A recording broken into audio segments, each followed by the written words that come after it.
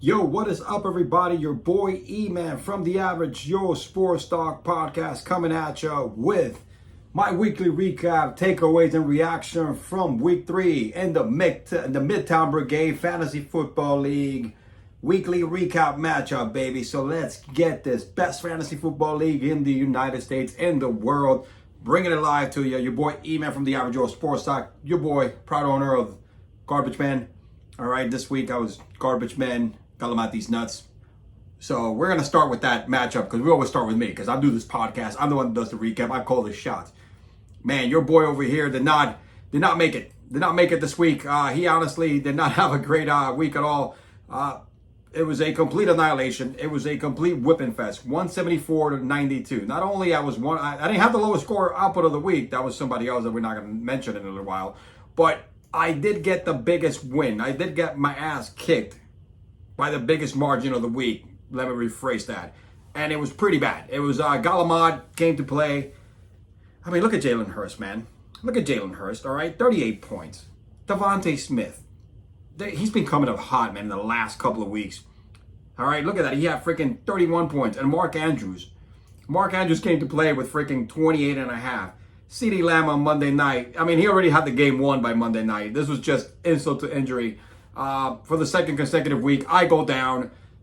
This guy just fucking completely took my ass down. It was the biggest beatdown of the week. It was a beatdown like if I stole something, all right? I mean, it was just unfair. It's like beating up a baby seal on the ocean. That's what Gallimard did for me. And, you know, Gallimard is living high right now because he was 0-2, finally gets his first win of the year, and he gets it in style. You know, hey, I did knock him out of the playoffs last year, so he has a chip in his shoulder. But in my case, dude, I don't know what I'm going to do about Russell Wilson, but something has to be done. This guy sucks, okay?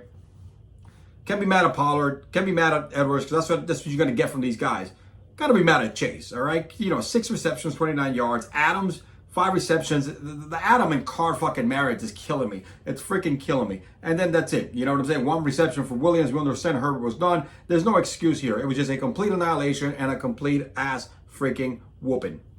Moving on to the next one, baby. Let's go. New era against Jess Greedy, baby. And Jess Greedy could not just muster that win. You know what I'm saying, dude?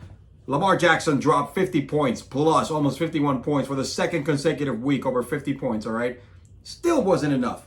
Think about it. Still wasn't enough, all right? He goes down with the defense is what, you know, completely went down on him. It's the only defense, I think, that had negative 5 points, all right? Insane. They get the -5 waste of a performance for just Greedy. You know what I'm saying? While Dobbins, you know, put him back in the starting lineup. Maybe it was a bad choice. He could have probably done something else. No, not really. His bench completely sucks. But that's it. It was. If you take the offense away from Jackson and you put 30 points in there, which is the average of a quarterback, I mean, he would have lost by. He would have probably dropped a little bit less than 100 points. So he would have been out there in the bottom. Josh Allen brought this one from New Era. Again, great game. Najee Harris, he had it under control, had that fumble at the end, but it wasn't that decisive. I think, you know, J.K. Dobbins didn't show up. And again, of course, the big elephant in the room, Justin Jefferson. Justin Jefferson, 3 receptions and 14 points. We know this guy's the best receiver in the league. I don't think he's going to get this every week. Just like Jamar Chase and Devontae Adams, top receivers in the league, did not show up today. New era, 2-1. The 2 owner team, you need 2 to win. So therefore, boom, they're proving it wrong after starting 0-1. Moving on to Maximus and New York Rico, man. Wow, this is the heartbreaker game of the week, man. It was a heartbreak loss by Maximus, man. It's a little under 2 points. It came down to Monday night. Shit, man. I mean, Rico finally gets a good game from Henry. You know, Dalvin Cook, 96 yards, but I think he left hurt. Man, A.J. Dillon did not come to play. Amon St. Brown broke his 8 reception game streak that he had going. He went in and out of the game, was hobbled too. Look, Barkley kept him in the game. And that was the reason he almost made a comeback. Man, a reception and 15 yards, this would have been a different story if Barkley would have gotten that up there, man. He's sticking hard and strong. Olave, great comeback from Olave right here. I mean, on the bench, but man, it was tough. It was tough. It was a really tough game. San Francisco defense, Young Ho. I mean, he's young, way cool, but Young Ho, as I like to call him, back to double-digit status for a kicker. It was just a heartbreaker. In this game, even with the Giants getting a minus, for Rico, he still pulled off the win. Heartbreaking, nail biter all the way to the end. Rico and Maximus, but Rico gets the nod.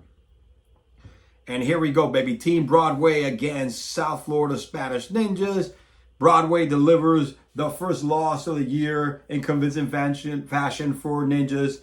Two Ninjas. And, Broadway bounced back from last week's loss. Injuries killed Ninjas today. Swift was injured in the game. Montgomery went out injured. If you looked at that right there, 8 points altogether, like 8.7 points. I think that was a huge factor why Broadway bought this win, because Mahomes didn't play great. Neither was Jonathan Taylor for the second week in a row. Robinson was the bright spot in that team, and the Cowboys D on Monday night. Look, that's the story of the game here, was the fact that, getting a total of 8.7 points from Swift and Montgomery. Swift has been averaging like 16 a game. Montgomery another 12. Look, it is what it is, man. Kirk had a great positive performance, and Trevor Lawrence. So he has something cooking there with Trevor Lawrence and the Kirk stack, man. That's a good stack. Watch out for that stack. The Lawrence and low key and Christian Kirk stack. That's going to be a problem in the remainder of the season.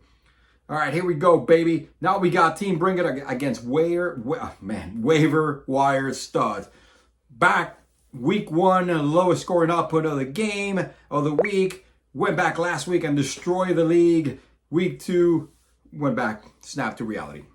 Talk about getting snapped back to reality pretty quick and becoming the bottom feeder of the league again, and dropping in the lowest points. After whipping his younger brother, Team Cruz, last week, shellacking the hell out of him, he faces his older brother, Team Bring It, and Team Bring It just brought it. Listen, Bring It is 3-0. I think he's the last undefeated team. It's not like he's been averaging a shitload of points. 129, he scored 129 last week, barely beat me last week. He better come back. It's all right. Just got to throw out there. But waiver wire went again from studs to duds. He goes from duds to studs, studs to duds. It's like a common denominator here for the young men.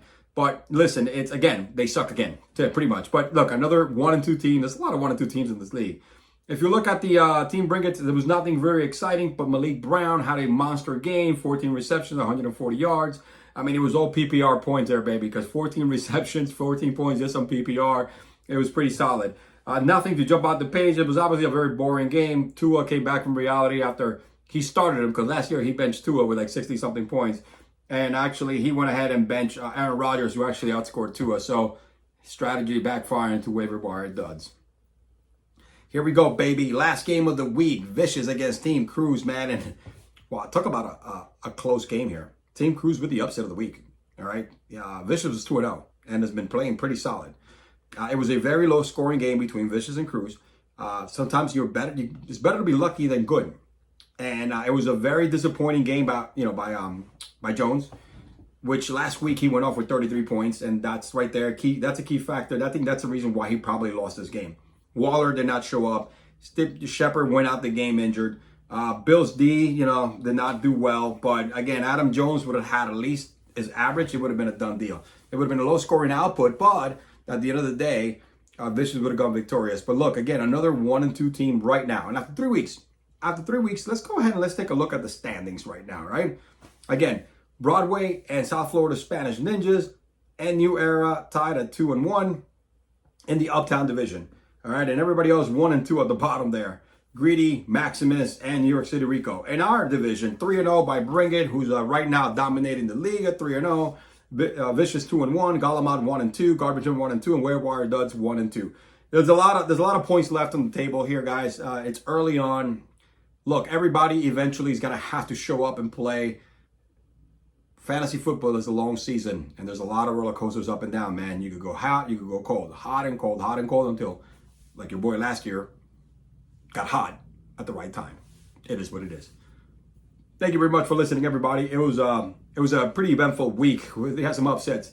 The fact that some players did not show up. There was a lot of players that didn't show up. And there's a lot of superstars that did not get there. Jonathan Taylor would be one of them. Chase and Adams in my book. Justin Jefferson's. It's weird, but it's happening early on. So what I want to tell you is, when superstars don't perform early on, that's actually a good sign. Because that means that later on in the season, my gosh, hold on, because it will go off. Thank you for listening, bro. The weekly recap. This is week 3 from the Midtown Brigade Fantasy Football League. Recap matchup. Your boy E-Man, proud owner of Team Garbage Man, coming at ya. Signing out. Peace. Oh my God! Oh my, oh, oh, oh,